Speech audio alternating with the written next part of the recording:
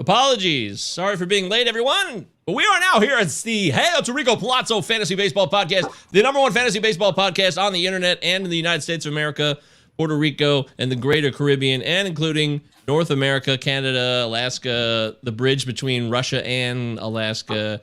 Maybe we're big in Hawaii. I don't know. The Philippines, Guam. I don't know how we rate in Polynesia, but I do know that we try to put on the best damn show we can possibly do every time. I'm here with my co-host, C. Deary 1999 on Twitter, Christopher Deary. Hello, Chris. What's up, man? Not much, man. We're here to do a little action here, have a little baseball talk. Nice little Saturday, even though it's Monday. It's a weird day for the show. We already did 2 episodes earlier. I did. Yeah, I saw. I was getting the live feed. I'm like, what is going on, man? You're doing 2 afternoon shows. I'm at work. I'm like, fuck, this is awesome.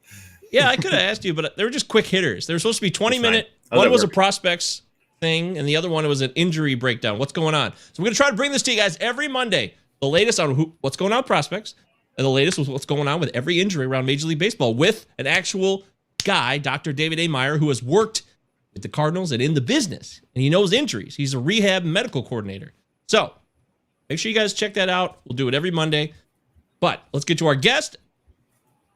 He needs an introduction? He needs no introduction? I don't know. I mean, I think he's worthy of an introduction. But Carlos has been on the show before. We talked about Matt Olson. And what do you know? Matt Olson having the breakout season of all seasons that he's had. And you definitely get a lot of kudos for that because you wrote an article before the season, way before the season, about how Matt Olson it was could only be the last MVP. December. It was only last December. Not that early. You know? Way before the season, though. The season starts in April. Just fooling around. Amazing. Matt Olson, has he done everything that you thought he would do in that article? And a The little changes, bit better, man. the adjustments. Yeah. Especially, all the things regarding his plate discipline. I mean, I think everyone is even him should be surprised on that, to be honest. But he's just an amazing batter, and I think we haven't seen yet his peak. He's just getting better and better. Deary, Matt Olson. Did you have high expectations this year? I can't remember. I did, absolutely. I absolutely love Matt Olson. I said he had a really good shot to hit 40 home runs, and he's well on his way. He's got 27 right now. But, Carlos pointed at something that's been huge for him this year. His K rate is down 15% to last year, 8% what it was in his career, and he's batting .287. I don't think we expected him to have a batting average like he is, but he is just carrying the A's. Obviously, Matt Chapman's had a lot of struggles this year, but Matt Olson has been an absolute superstar. I picked him to be in that race for MVP if he could, carry the A's to the AL West title, and they're going to be in a nice little battle out there. But Matt Olson is just absolutely amazing, one of the top first basemen in the game, and like Carlos said, he may not even have hit his peak yet. Yeah, the guy's amazing. I have him for 280, 360, 595 triple slash line. So it's pretty close, and for 47 homers for the season. So he's on his way. Damn! Shit, that's amazing, dude. Well done. I'm very impressed by that. I think about you every time now. It's impossible for me to think about Matt Olson and not think about Carlos Marcano. I'm not kidding. It's crazy. I'm an official president of the Matt Olson Sweethearts. I don't know if that how does that speaks about me, but yeah, I'm that. I love it. Everybody loves a good sweetheart. And when I was on the RotoWire podcast 6-8 weeks ago, I swear Matt Olson came up and I mentioned your name. I know I did because if I'm ever on a show. Yeah, see, if I'm ever on a show and somebody says, Matt Olson, what do you think? I'm like, well, Carlos Marcano says blah, blah, blah. It's not my information. It's yours. And you deserve full credit for that, especially when you nail it so good. You really nailed this one, dude. This deserves a lot lot of credit. No, man, I got lucky.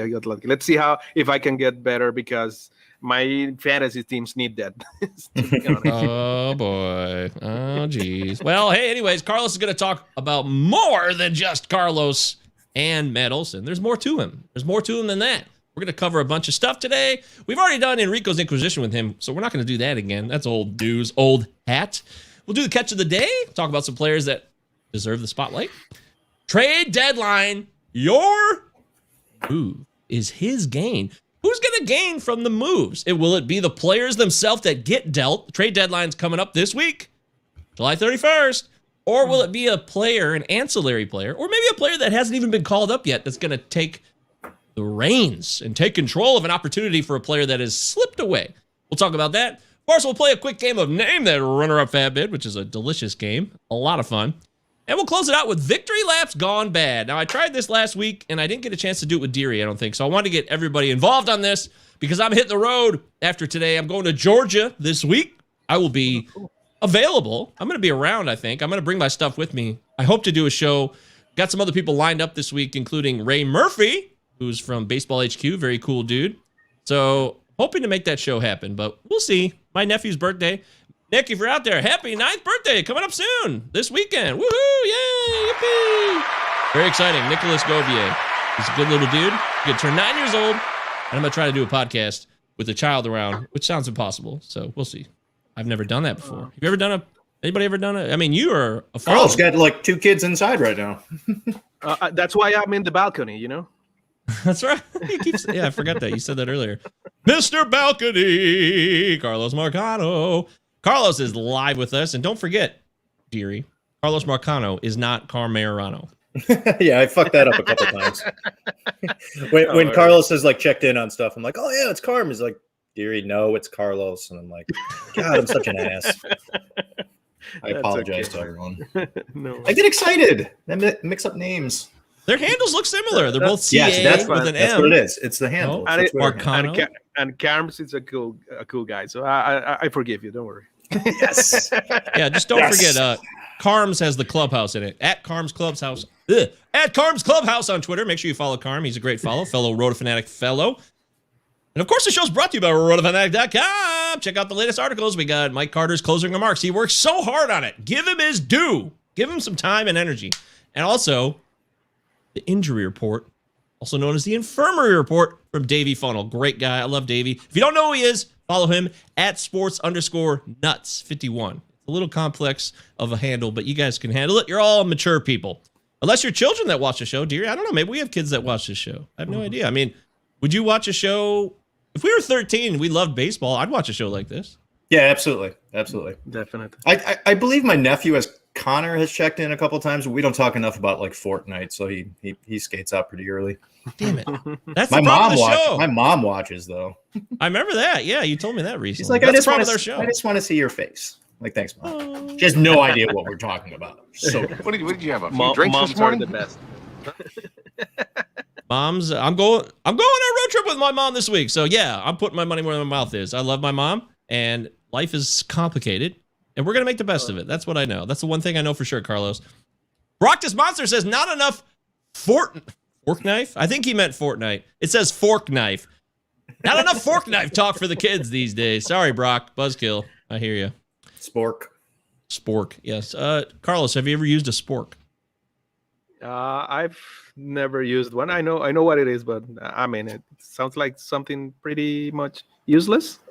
they just break on you. It's very useful. It's a spoon and a fork combined. It's a spoon with little fork edges on the bottom of it. Very weird. Yeah, okay, totally needed. Yeah, I get it. I don't use it very often. I can't remember the last time I used a spork, which is actually a great thought for us all to kind of ponder right now on the Hey, it's Rico Palazzo, Fantasy Baseball Podcast. Of course, Palazzo Podcast at ProtonMail.com. Palazzo Podcast, 2 L's, 2 Z's. Utah. Give me 2. Got to get that in there.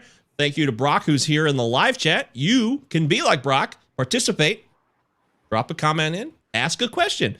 Ask Deary a question about sporks, or ask Carlos about Matt Olson. I mean, there's other things about him. You know, ask him what his favorite color is, or what's his favorite flower, or how many steals will Alberto Mondesi ultimately have at the end of the season.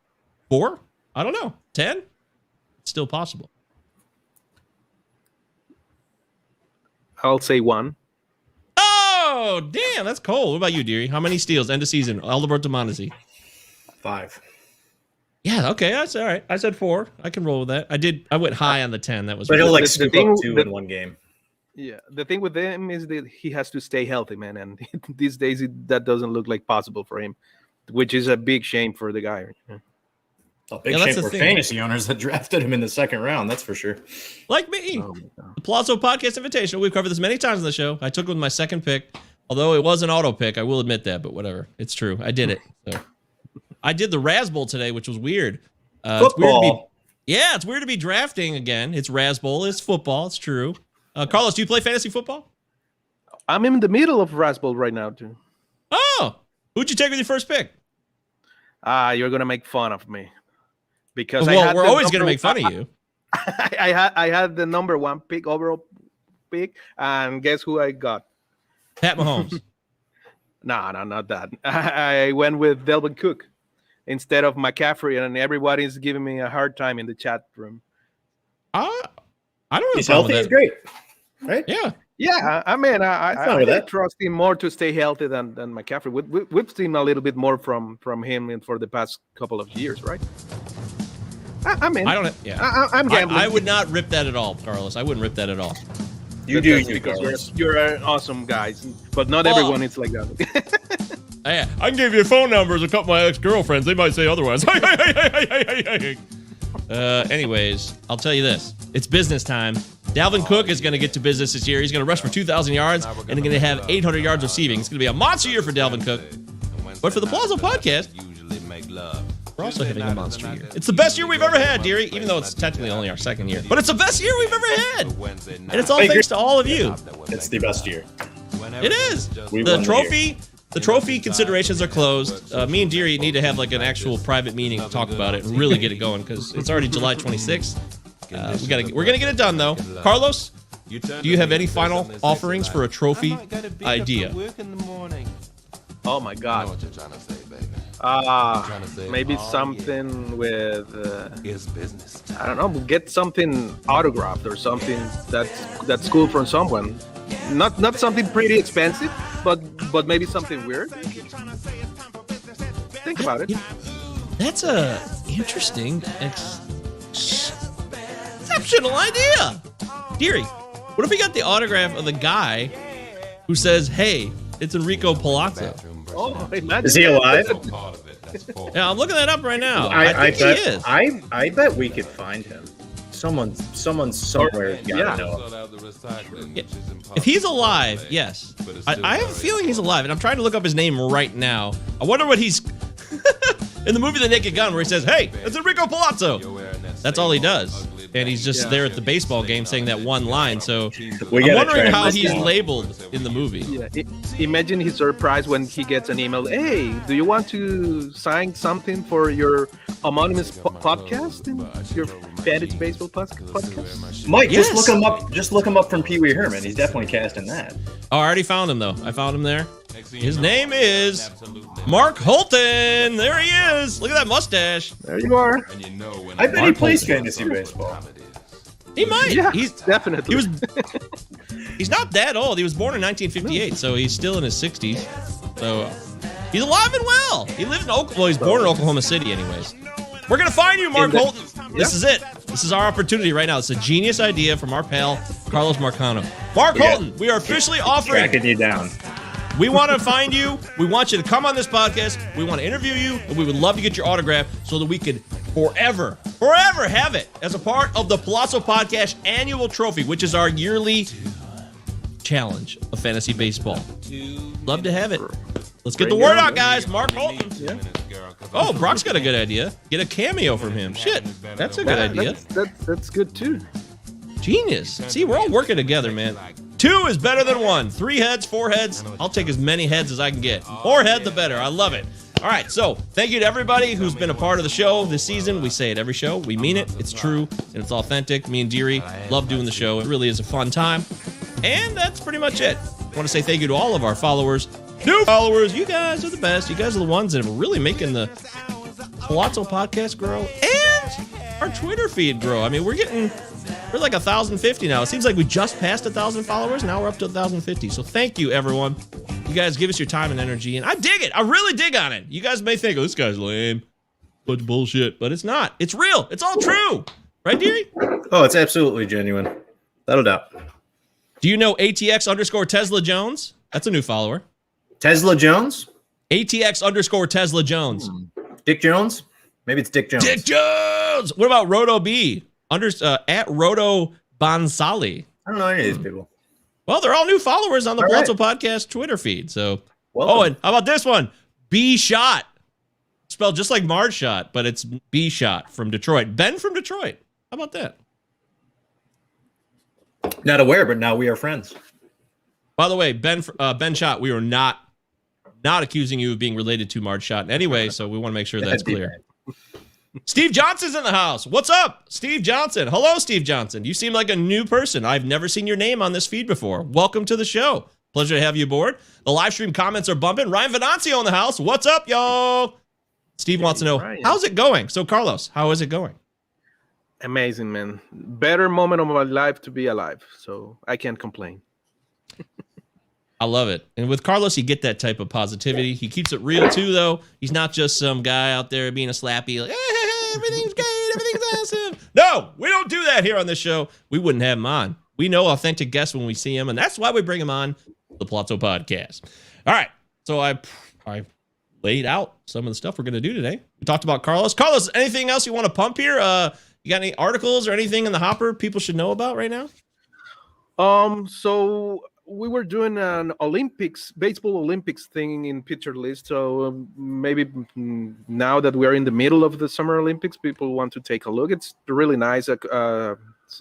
Teams previews and recaps of the game. So I mean, it's a different phase of our beloved game that you don't have the chance to look around all the time. So if people want to know more about how baseball is going on in Israel, in Mexico, Brad Ausmus. Yeah. So I mean, I think it would be. Yeah, you hear that? Yeah, it's coming in hot. It's like it's right outside the front door. It's intense. So I think people could enjoy that. And I also did a Pete Rose article recently, and I people haven't been really nice to me because he's a beloved Pete Rose. Yeah, I mean you have to see the comments from the Cincinnati guys. Did you say something negative or positive? Both. In terms of, I just stayed on the sports side of the stuff. No, I didn't do anything, regarding the other stuff. I really don't care about that. But I care, but not in that situation. Is there other stuff? What is this other stuff we speak of? Yeah. So, but I just talked about how he was great, but he was great for his time. He was playing at the right moment to get all the attention. And if he were playing these days, it would have been harder for him, even with all those hits, because we care more about on base percentage, homers, slugging, OPS, and things like that. And he was basically an average guy.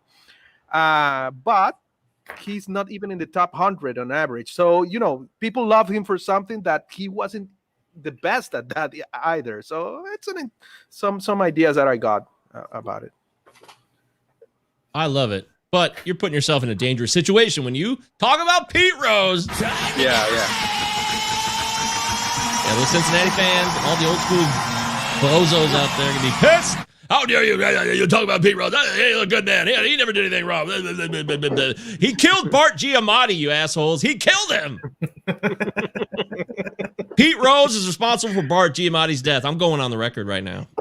You really wonder what the league would have been like if Mr. Giamatti could have stuck in that role for a while, but he died way too young. He was in that role for what? Not that long? A year? 2 years? 2 months? No, it was way less than that. Faye Vincent resigned in '89, I believe. Wait, he didn't even do a full tenure. He didn't even do a full year. It wasn't even close. It was like that summer he banned Pete Rose and he died.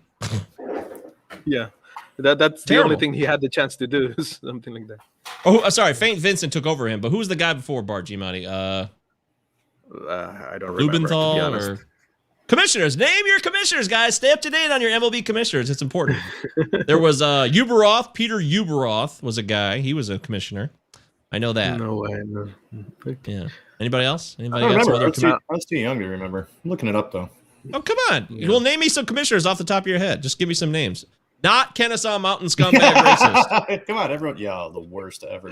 That guy's such a fucking racist. What about Happy Chandler? Yeah, okay. I think he's racist too because he's older. We had Ford the older Frick, they are, they're William all racist.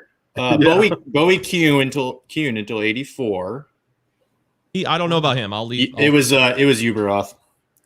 Oh yeah, okay. Yeah, he was 84 to 89. Isn't that exciting, Carlos? Isn't this fun? I learned something new today. Hey, all right, woohoo! No way. Yes, it's true. You can learn something new on this podcast every time. Don't forget, sub the YouTube channel, Palazzo Podcast, 2 L's, 2 Z's, or if you prefer, no, hit the wrong button. Utah. Damn it. Give me 2. Terrible producing. I apologize. I will tell you this. The podcast version has bonus music, but the YouTube version has our faces. So it depends if you're an audio person or if you're a visual person. But we give you both. So sub the YouTube channel, subscribe to us on all your favorite podcast platforms, and of course, a 5-star rating on Apple Podcasts helps the show grow. If you like what we do with Carlos, if you like Christopher Deary, because he's got a great background, then give us a 5-star review and make the show 2 thumbs up. That'd be really nice for us. Definitely. Yay! Okay, there it is. Last thing I'll say about Pete Rose is he played hard, but he was an asshole. You know, he created, when he blasted into Ray Fosse, the blowing into the catcher. That was never part of the game until he did that. And it left the game because it doesn't have a positive legacy. So I tend to agree with everything you're saying about him. The more you start to break down his career and you really dive into it, forget the gambling stuff. Just talk baseball. Just talk baseball. Yeah. Not that great. And it's a lot of negatives. So Yeah. And the thing is that chasing that record just made his career worse, because he was in free fall in the final 5 years, but he had to play to get the record, and everything else got worse and worse and worse. just like Albert Pujols, he's chasing this home run. I feel like he's chasing home runs, and his average is. Yeah, I mentioned Pujols in the article too, but I mean the first 2/3 of Pujols' career, it's something out of this world, so you cannot even compare it in the the first 59 to 60%. Yeah, I'll give you that. I'm not giving you 66%. I can't. Okay. So I mean, it's still not that good comp, because people bring Pujols a lot when they say, well, others greats also get very bad at the end of their careers. Yeah, but Albert Pujols, I mean, it's Albert Pujols. It's a totally way out of the I don't know, 1% or of the Major League Baseball players, things like that. Yeah, that stretch run is amazing, and it's not like he's going to play 30 years. Exactly. What's he at now, though? 22? 20? 99 was his first year. No, 01. Pujols? 01. Oh, it was 01? So it's his 20. He debuted in 01. Yeah. He came right in. This is 20 years in the bigs. By the way, he was born in January of 1980. That's fun. So he's like our same age. Holy so shit. think of Pujols, Deary, as like the exact same age as us. And he's 8 months older than us? Oh, my God. Yeah, he's part of the same, like... He's younger than me. I'm 43, so I'm 78. He's younger than me. Holy! Wow. It's so dumb to think about this. It's so dumb. That's why I know performance-enhancing drugs were big in 01. They were. That's a fact. I didn't say anything else, but they were a part of the game in 01. And he comes on the scene. Hits 330 with 37 home runs. No, like, rookie call-up where he played 10 games in September. He just comes on full bore, 2001, and blasts on the scene with this amazing all-star season. It's incredible. He had a WRC plus of 159 over 161 games. Yeah, you'd be hard-pressed to find anyone who immediately out of the gate was an MVP candidate. It's rare. Total. It's so rare. Total. La Máquina. Albert Pujols. La Máquina. La Máquina. The machine? Yeah. Yes. Yeah. And it counts. By the way, Marv Albert retired this year. Rest in power, Marv. We're going to miss you. You were a legend. No doubt about it. A broadcasting icon, Marv Albert. Just want to throw that in there. Real quickly, I got to ask, would you rather have all-time Pujols or Miggy? Is it even close or no? Oh, my God. I'm going to get too much heat if I don't say Miggy from my Venezuelan friends. Yeah! Well, I was going to say, we're Detroit people, so yeah, we'll get pissed. But that's right. We're Venezuelans. Brock says A-Rod. End of list? What? Get the fuck out of here, Brock. No one says A-Rod end of list. Unless it's a steroids list, then yes, that's a good list. Oh my A-Rod's God. not in the conversation anymore. He took himself off that list. Yeah, definitely. Oh. Okay, And well, now saying that that more people should be doing bunts and things like that. I don't think that's helping him either. So he keeps still saying that the game, everyone needs to bunt. I mean, for a guy that hit that many homers, that's kind of weird. A weird advice, right? It is, yeah. The best is, did you see Sunday Night Baseball last week? They asked A-Rod who his dark horse MVP was, and he said Ohtani. He's like, they're like, that's not a dark horse. Are you kidding me? Oh my He's God, an all-star. Ohtani who? Come on. Yeah, that's the bright horse, you dumbass. Come on. A-Rod, you're a fucking dumbass. You heard it on the show. I'm calling you out right now. I don't care if it gets me banned. I don't care who shuts me down. A-Rod, I have a lot of disrespect for you. I feel like you're a false idol, and I don't like it. Leave it there. Brock, this monster today, man. Yeah, that's right. Hey, I'm thinking about a legacy here, and the Palazzo Podcast is building a legacy. We have quality guests who predict the future before it happens, and we're authentic. It's very important. I meant guys, Brockness Monsters commenting here for those of you on the podcast. I meant guys to show up and immediately be MVP candidates. A-Rod, Pujols, McGuire. Ah, yes, that's true. Definitely. Yeah. Good list. McGuire said the previous Rookie of the Year record for homers, right? 47 homers in 87. That's right. That was absolutely what happened. Actually, you know, I watched something cool last night. I will admit this. Deary, you got to watch this too. It was the MLB Network's doing this new series called Walk-Off Stories. Have you seen any of these? They just do Gibby every day? Well, that's the one I watched. But yeah, there's other ones. There's the 2003 Aaron Boone home run Game 7 ALCS. Oh, cool. There's some other ones, but I watched the Gibby one, and it was great to watch because they kind of lay out a story and they build it all up to that moment where he hits the walk-off home run. You know, and it's gonna be a home run, unbelievable. Jack Buck's call, Vin Scully's call, and a third call on local radio for the Dodgers, which I'd never heard. It was Don Drysdale's call, which is interesting. Unfortunately, it's very weak compared to Buck and of course Scully's call. No offense to you, Don Drysdale. That's good. I took that out of my mind. Being an A's fan, it's not the best time of my life. So that's so ridiculous. That A's team should have gotten 3 championships. They talk about that on the show. This is MLB Network's Walk-Off Stories. Very good series. Check it out, guys. Jose Canseco's on it. He's talking about how roided up he was, and he was the first 40-40 guy. And Dennis Eckersley talked about how nobody supported him, even though he was this tough badass. He was the closer of closers at the time. Totally dominant, right?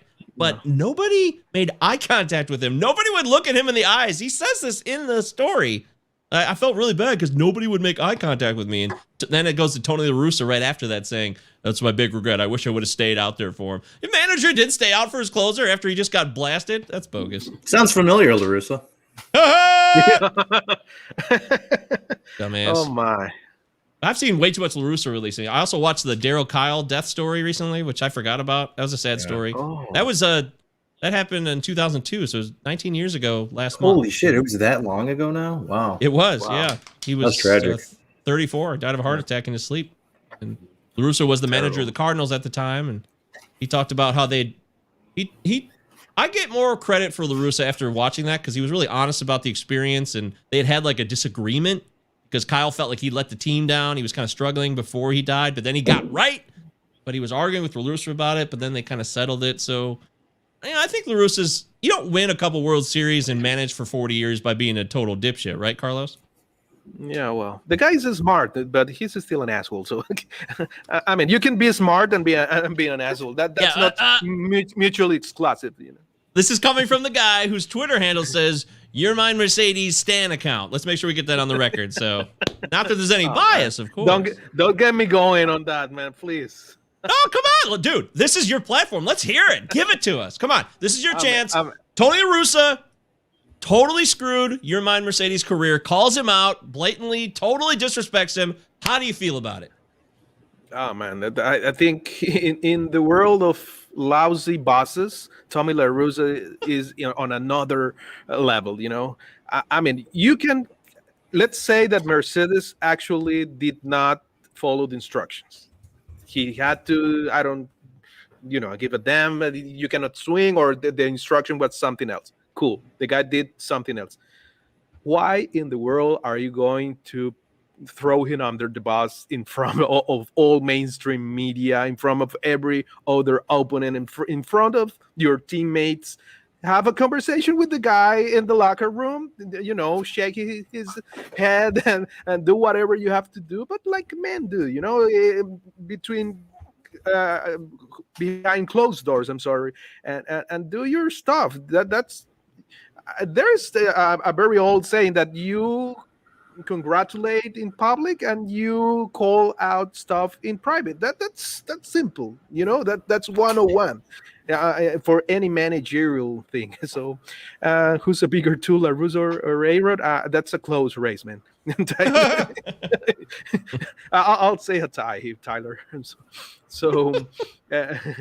But I mean, I'm an A's fan. I've been looking at what LaRusso does for a long time, and the guy, he's a smart guy, but a lot of people doesn't give Dave Duncan enough credit to what he did for LaRusso's pitching coach career. Yeah, for sure. I mean, Dave Duncan was with him forever, and he asked him to go with him to Chicago, but Duncan said finally that he wasn't gone, but he also asked him to go with him to Chicago again. And Dave Duncan, he was the mastermind behind a lot of behind all those LaRusso pitching staffs. And I mean, I'm not saying that he owes everything to him, but he had a good partnership with him, and the guy is smart, but he's an asshole.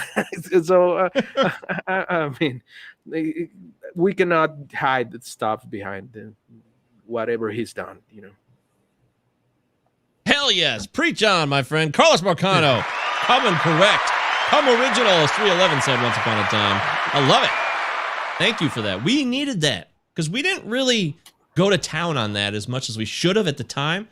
And your perspective is warranted, too. So thank you for being thoughtful, honest, and the guy that we all expect you to be. At least I expect you to be. Thank you. Well done. Kudos, brother. Oh, my. We got a first-time watcher here, Tyler Peterson. Welcome in. This is what you get, the Plaza Podcast. We rip on Tony La Russa. We talk fantasy baseball. Woohoo! Welcome, Tyler. Okay. Well, we talked about a lot of stuff already, but let's just call it leading off.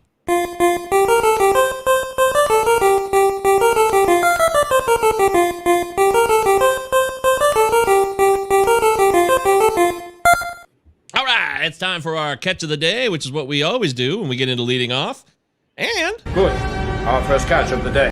For me, it's easy. I mean, no-brainer. You can't stop talking about this guy, Mike. Do I talk about him a lot? Is this a if you follow Mike Ovier on Twitter, Mike's been rubbing this guy raw for a while.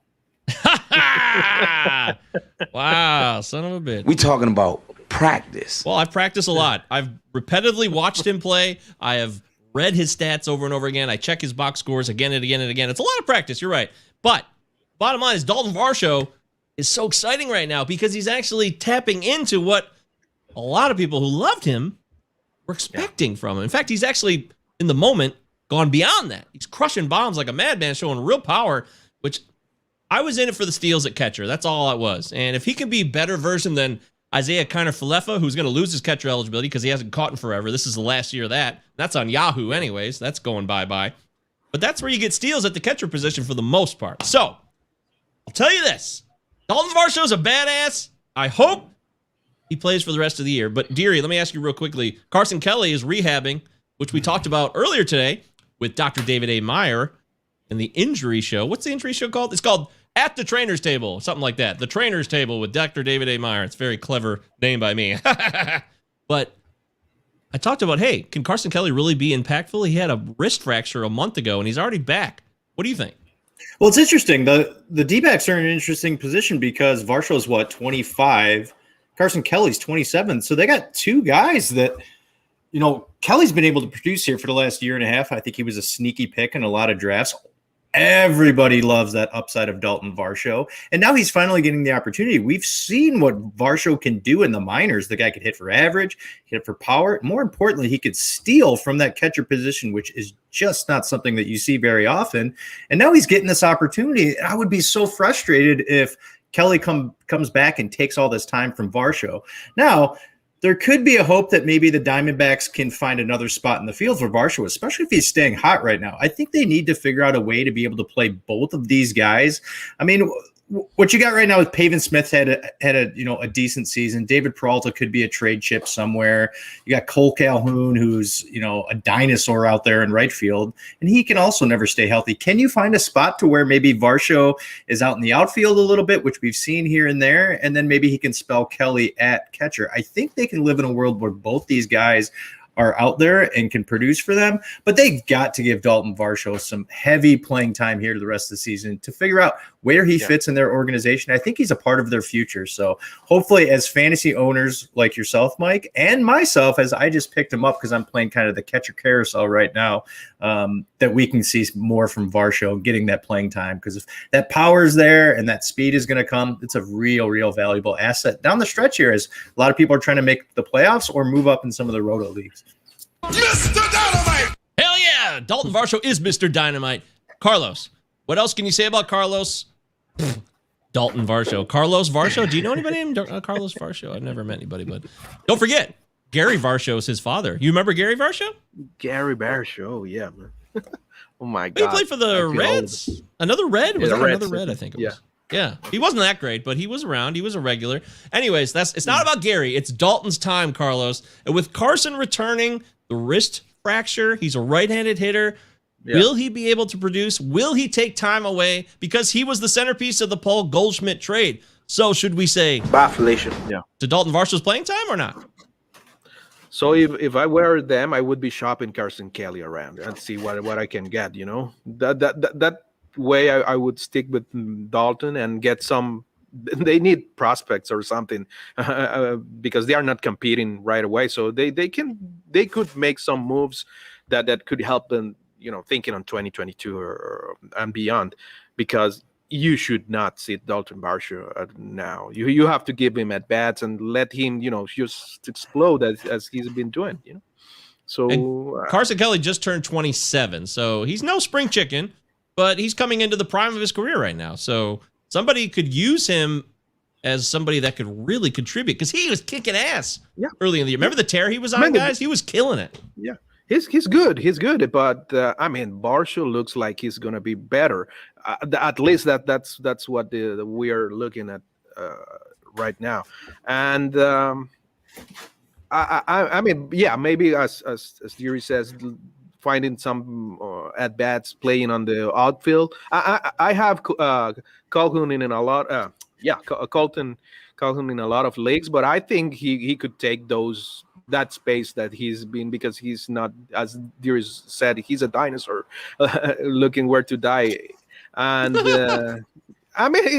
it's like it is, baseball is it's a really hard game, and that happens. It is out with the old, and at the end it's a business, man. If I were the D-backs, I would be shopping around Kelly and trying to rebuild something from there. But you did say it is the D-backs. And reason will prevail. Reason will prevail. No, it will not. It's the Diamondbacks. They're becoming the new Rockies when it comes to lineup decisions and playing time. Yeah. They're taking over for the Rockies. I'm calling it. The Rockies are no longer the Rockies. Jeff Burdick's been fired, dearie. It's over. So if I have to trust between Dalton Varsho and Kelly with the Diamondback executive in the front office telling Torey Lovullo, who's a dead man walking because the team is awful and he's been there for 4 years. Torey Lovullo's done. Former Tiger, by the way. He was a fun Tiger. He never really did anything, but late 80s Tiger. It's over, though. So would you trade Varsho or Kelly, dearie? I would personally try to keep both guys around and try to ship these guys that are in their early 30s. I think Eduardo Escobar, when healthy, can be productive. I think he's a guy you try to trade. He's got to be traded. He's 32. You got David Peralta, left-handed bat that could give spell somebody off the bench somewhere. He's 33. Nick Ahmed, 31. Like we talked about, Mr. Dinosaur, Cole Calhoun, 33. This is just an old lineup. Even Christian Walker, who hasn't even been in the league long, is 30. This is an absolutely horrid lineup to look at for a team that is 31-70. If you can get something back for a Carson Kelly, I don't know who would be calling to get Kelly, but I also don't trust this Diamondbacks organization to ship out any of these guys that they could get some prospects back for. I just don't trust them. So they're cleaning house over there. Lavello's not going to make it. The pitching staff is in hell. They're in deep shit out here in the West over the next, 5-6 years with the way the Dodgers will spend and revamp their team over and over again. Yes. Obviously the Padres are on the rise, and what the Giants are doing this year, which I think the Giants are going to be big buyers here, because winning that division out West is going to be extremely important because the other two teams are going to end up playing in that wild card. Yes. And then you go back to the Diamondbacks. They got Madison Bumgarner, 32 years old. Merrill Kelly, 32 years old. Jesus, I don't even want to talk about this Diamondbacks team anymore. It gives me anxiety and actually makes me feel good about my Tigers. Coors. Well, never forget, they get to play at Coors, though. Varsho. I'd like to see Dalton Varsho hit a home run at Coors Field. That's my current dream right now. I want to get a quick comment in here from Ryan Venancio, who says, Varsho is a surprisingly great center fielder. That may be where his future is. He is an excellent center fielder, no doubt about it. Also, Ryan is a great follow. Yeah. Follow Ryan on Twitter at VEN_baseball. And check out his band, With Sales Ahead. They kick ass. If you like rock, you like metal, you want to jam out with some passion, some emotive heart, go follow With Sales Ahead. Ryan's a great drummer. We love you, Ryan. Brock says, having a good left-handed bat and a right-handed bat at catcher when the lefty can play the outfield, fantastic flexibility. That's a fair point. Give you that. Brock is smart, too. Follow Brock on Twitter at BrocknessMonster. He's a great follow. Yeah. And finally, Brock says, Kelly was big prospect in the Goldie trade. He's legit. Yes. I already said that, Brock. Boring. I'm kidding, Brock. I love you. Okay, so I love Dalton Varsho. The problem with the D-backs is that they are cursed since the Shelby Miller trade, they will never recover from that. That such a dumb trade. Even though Dansby Swanson will never be the guy he's supposed to be, it's still awful trade. Is that Dave Stewart's fault? Whose fault was that? I mean, Dave Stewart was there. Yeah, it was Stewart. Yeah, great pitcher, lousy manager. Dave Stewart was in the thing I watched last night about Gibby, of course, because he pitched that game, the first game of the '88 World Series for the A's. Oh, right. Yeah. And he said, "Tremendous this is pitcher. weird. Tremendous. Oh, hard ass though, a major red ass, Yeah. Randy Johnson-esque red ass. He doesn't fuck around. He doesn't take no shit, and he's very intense, which is cool. But he told the story that because he hit Steve Sachs, the first guy up in the World Series, he was the leadoff hitter. He just blatantly hit him. He tried to hit him in the head. He said in the story that, I told him, he came up to me a couple days during a practice. We were using the place for batting practice. He came up to me and said, "We're going to win, dude. You're going down." You really imagine Steve Sachs going up to Dave Stewart of all people and saying that? Because I had a hard time. Stewart already had that reputation. I mean, he was somewhat of a journeyman in the league, had been around since the late 70s. And that's where Dave Duncan gets a ton of credit, because Dave Stewart ended up being a Cy Young winner and candidate over the next 5 years with the A's and then the Blue Jays after that. He got Bob Welch to win 27 fucking games. Yeah, exactly. Bob Welch. Yeah, he's dead too, by the way. That's weird. Bob Welch is dead. Dead. Rest in power, Bob. Yeah, he went to Eastern Michigan. He's a local guy, Carlos, for us. Oh, I didn't know that. You ever heard of Eastern Michigan University? Oh, yeah. No, I didn't know Bob Welch was from there. Yeah. Eastern sucks. There's nothing to know about it. Really. No, hey, come on, I went there. Oh, sorry. Sorry about that. No one gives a shit. I don't own one Eastern Michigan Eagle paraphernalia. Aw, it's cool, man. University I went to, they allowed a doctor to abuse all their athletes for like 30 years. So oh my god, that's what I get to deal with. All right, so yeah, Dalton Varsho is amazing, guys. I'm all in. Would you or did you already put in big bids this past weekend for Varsho, Carlos? No, I mean, I already was rolling with a couple of different catchers for a while, so I mean, anyone can use that bat, to be honest, but I was already settled on a couple of guys, and actually there was one of them that I wanted to mention. Max Stassi? Max Stassi, yeah, because I mean he's not really available in NFBC or over there, but I was so amazed that I checked, he's only rostered like in 25% of Yahoo leagues. So guys, you're missing out a great catcher. So that's why I wanted to call out. He's been batting I had it over here just like crazy this year. No, and he's batting 299, 377, and 526 is slugging. His WRC plus is 150. So you don't get That's that from a amazing. catcher, really. So anyone that's playing Yahoo leagues and it's missing on Stassi, go grab him, and he's keeping batting like hell since he came back from his injury, and you can do the a hip lot issue. worse. Yeah. So as we were in the catcher's realms, I wanted to bring that up.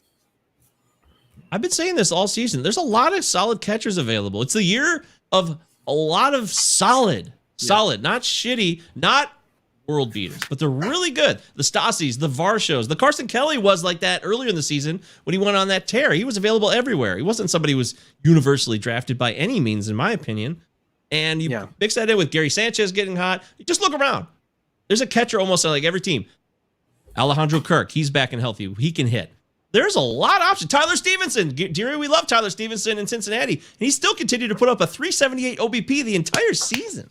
Yeah, I'm still getting frustrated because they just kind of play the circus with him, where he's not playing enough. But I've been doing it all season long where I waited on catcher. And I just mentioned it before where I've just been rolling the ticket every couple of weeks and picking up whoever's hot. I mean, Stevenson was hot. Stassi, who I just picked up as he's back, which ride the hot hand of Stassi. We've never seen this in his career. He had a solid season last year in 31 games, but we've never seen this. He certainly did not do this when he was in Houston, but even a guy like Jake Rogers was okay for a week. A guy like Jonah Heim, a big bat for, the Rangers. He's come around a couple times. So we're hey, 3-4 games, maybe put some in the seats and grab a few RBIs, but that's what you can do.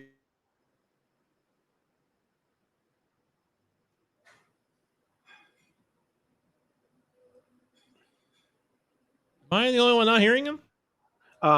Me neither. Here, he disappeared. We cannot hear you. Yeah, you're not muted. I'm not sure what happened there, buddy. Oh, you are muted now. Now you are muted. What happened? While Tyler says that Cal You're back. Raleigh. Okay. Yeah, I just talked about a bunch of catchers. Yeah. Tyler says, Cal Raleigh. You like Cal Raleigh? At some point. Weird. Cal Raleigh's a fun guy for the Mariners. There's a future there. Kevin Bisciano. Bisciano. How do you say that, Kevin? I'd love to know. What do you guys think? Bisciano. Oh my God. Bisciano. Kevin Bisciano. I like that. I'm trying that. Kevin, great that. It's so glad you're here, Kevin. Kevin and Tyler, new blood here tonight. Carlos, you're bringing out new blood. That makes me happy. Yeah, the sound is out. Thank you, Brock. Brock always chimes in with something that we just... Brock, I love you. You're the best. Steve Johnson says hi to Kevin. Wow, you guys all know each other? All three of you guys are new tonight. First off, Steve, Tyler, and Kevin. I've never seen your names here before. I'm pretty good with names. I don't recognize any of them, but...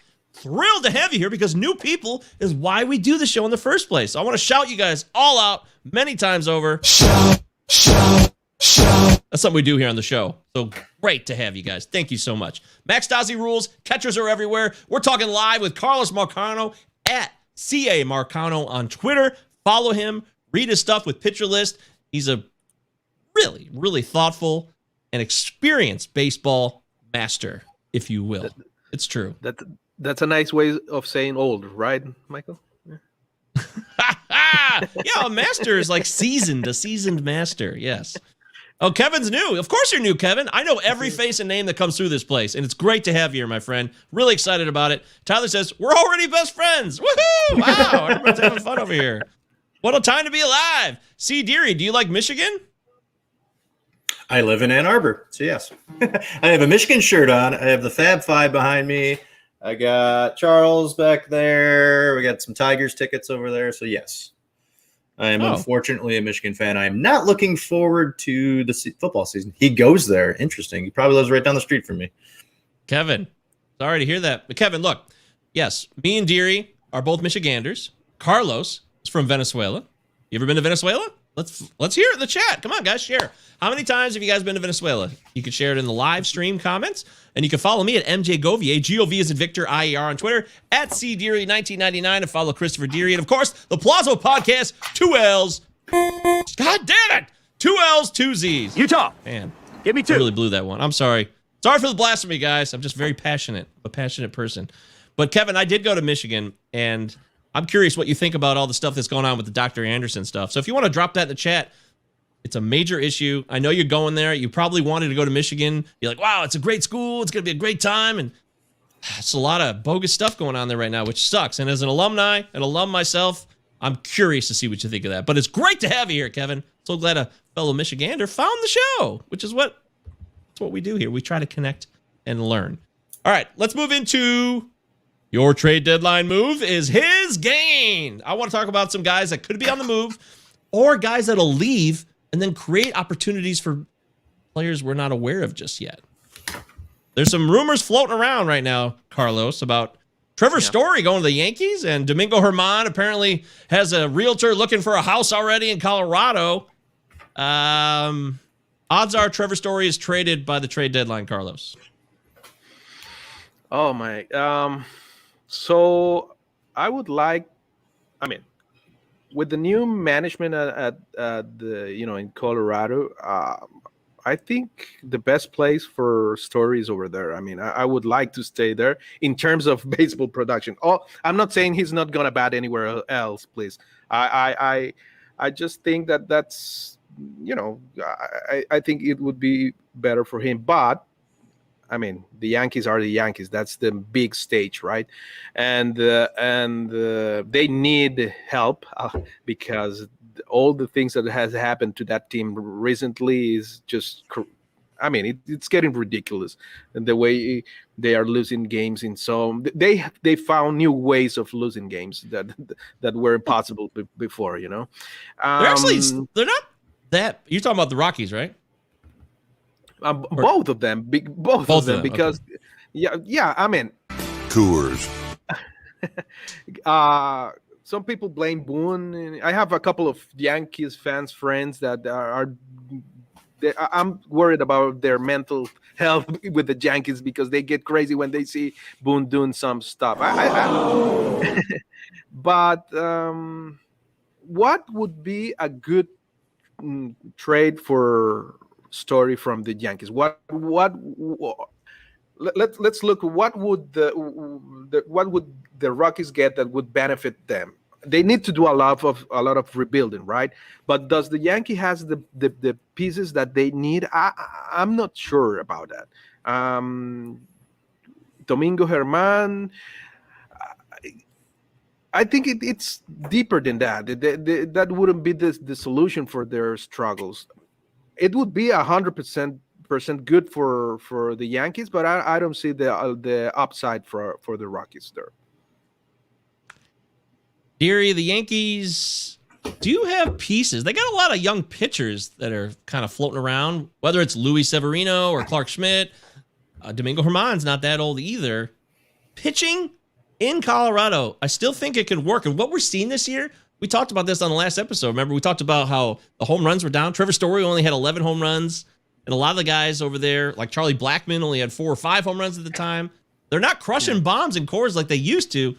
And that could have opened up effect related to the humidor and all that stuff, which I can talk about another time. Bottom line, who would you take from the Yankees to get Story? I don't think the Yankees make this move. I think the Yankees need several moves. And what's interesting is, Judge has been healthy most of the year. Stanton's been healthy. LeMahieu's been down this year. Everybody else has just been up and down. Obviously, Clint Frazier ended up being a disaster this year, a lot due to the injuries. But this is a team. The New York Yankees have scored the exact same amount of runs as the Baltimore Orioles.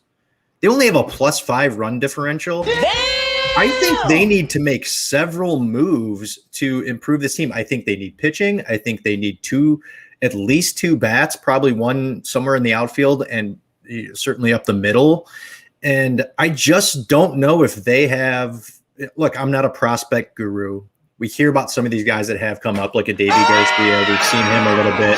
Esteban Florial was a guy who was a high-rated prospect. We've seen a little bit of him over the last year. He hasn't been able to really do much. I think Toronto ends up leapfrogging the Yankees with whatever the move the Yankees make. I think there are going to be some other teams that are going to be a little more aggressive towards a Trevor Story. And I looked at Carlos, and this may be just a rental, but I would love to see the Oakland A's get in on this. The Oakland A's would need that help up the middle. This is a team that is doing pretty good with runs. They're plus 39 in run differential. They're 5.5 games back of the Astros, but like they're also in this wild card mix right now. I mean, I think if the playoffs started today, they'd be playing the Rays. I think they're going to try to make a push to try to win this division. I'd love to see Trevor Story out there in Oakland. And I think, financially, maybe they can find a deal in the offseason. Another team that I think maybe might be able to get into the mix might be the Philadelphia Phillies. I'd be interesting to see if the Phillies are going to make some type of move. Obviously, the NL East with the Mets and all their injuries somehow are in first in the division. But Philly's right there, but Philly does not score runs. Philly had, Atlanta has scored more runs than the Phillies. Obviously, the Mets don't score runs either.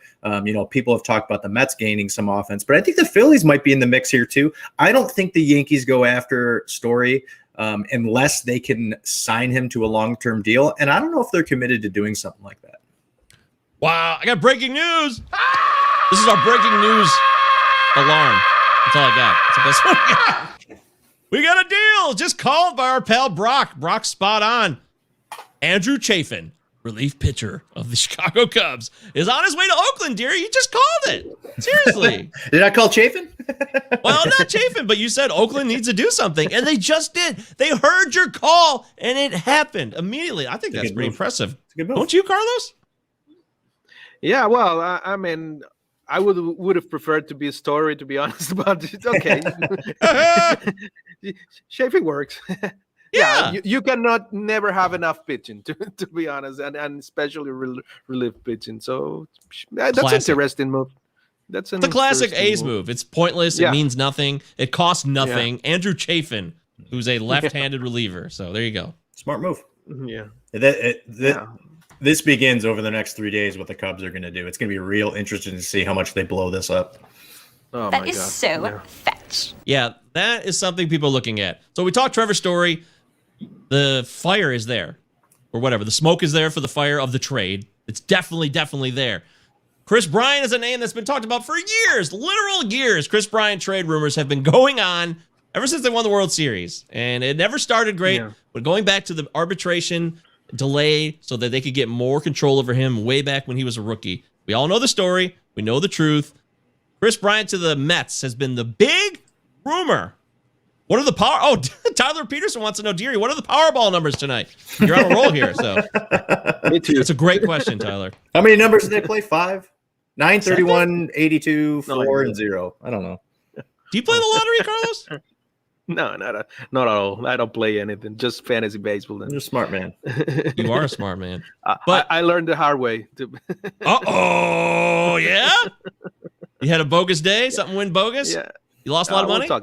We'll talk about that on another opportunity. Yeah. Oh, what a teaser. Carlos Marcano dropping teasers. Well done. But Chris Bryant to the Mets, everybody wants it to happen. I'm telling you, it's not going to happen. I know that Steve Cohen will pay for it. But Carlos, if Chris Bryant was traded to the Mets, let's say it happens. Who gets hurt on the Mets and who benefits on the Cubs? Oh, my God. They will lose if they do this move. Being the Mets, they will lose the other two outfielders they have again because they're also cursed with the injuries. My God, it's ridiculous. It's ridiculous. I haven't checked recently the IL lists, but I think they've been in and out like more than the rest of the other clubs, and surprisingly they are in the first place as Deere said. It's amazing. Luis Rojas been incredible. And do you imagine what can they do with a healthy, complete roster? That's a team to be scared of, to be honest. But I mean, it is what it is, and they have to roll with it. If they get Chris Bryant, I mean, they will be really, really, really scary it will be just very hard for the rest of the division to to catch them the rest of the way. I read Syndergaard is coming back the beginning of September, right? Something like that. He had a setback, but well, now the Lindor thing, they need to another bat to offset that. So I would love to see Brian on the Mets because the Cubs is just a dumpster fire right now. They were doing great, and then they won that 11-game losing streak, and it all went to hell, right? Yeah. I mean, but what was the thing that Rizzo did and Brian was like a combo? They were going together if they were moving. They said something around that earlier when there were some conversations regarding the trade. They wanted to be thought of as a one pair and not just by themselves. So I don't know who how was that. Chris Bryant and who else? Bryant and Rizzo. That'd be Rizzo. an extremely difficult move to make. Yeah. I mean, maybe was something they said to make things harder for the front office and just throwing stuff around. But I don't think that's going to happen at the end of the day. They're going to keep Chris Bryant. They would be crazy to deal Chris Bryant because what's left? Rizzo's not getting younger, and the rest of the batters. What do you have? Jason Hayward. I mean, that's not a pretty And sight. he stood there like the house by the side of the road and watched it go by. Struck him out. Yeah, that is funny. That is real funny. Deary, what do you think? If Bryant goes, who would play more for the Cubs? Who benefits? I know it depends who would come back, but who would get hurt on the Mets too? Like J.D. Davis, Dominic Smith. These are options that would be negatively affected unless they got traded to the Cubs. Well, it's only a matter of time that one of those guys get injured anyways, right? I mean, I imagine Dom Smith would probably go back in the deal. I